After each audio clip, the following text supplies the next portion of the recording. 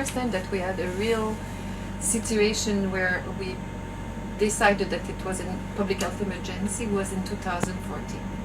And then it was obvious that the situation was abnormal. With in 6 weeks, I think we had 56 very severe overdoses with ventilation assistance ventilation, and we had more than 20 deaths.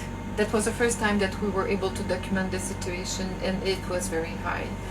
But since 2017, it's stable.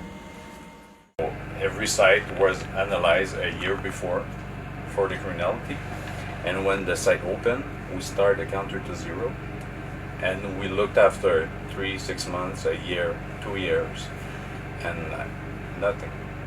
nothing changed. So we're very happy about it. So I think that right now, with like 2 years of operations and a lot of other places in Canada, there's really a sense of support to these services right now.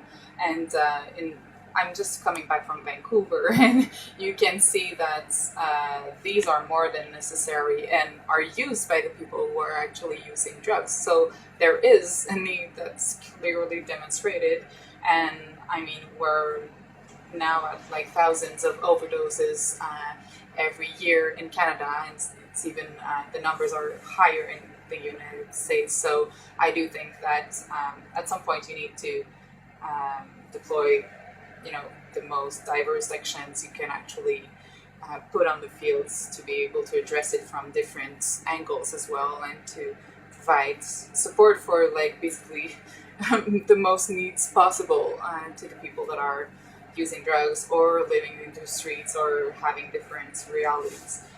With the mobile SIS, of course, I believe that we do see a little bit more people living in the streets because we're outreaching directly in the streets, in the alleys, in areas where people don't have any access to housing as well.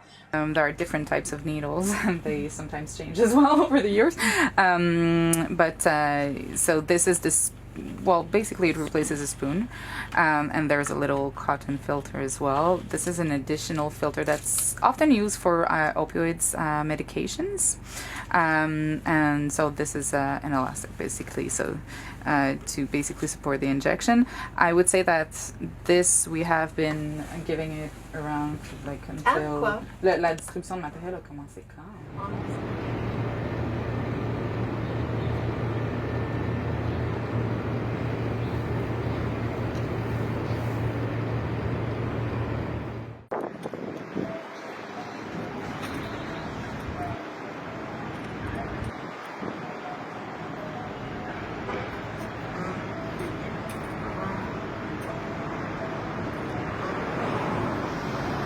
When you share the sickness instead of retaining it by not having these sites. So, and if there's a nurse or something, overdose, you're right there. You know what? It's only benefits as far as I'm concerned. You never know whenever there's someone in your family or close by that will start using.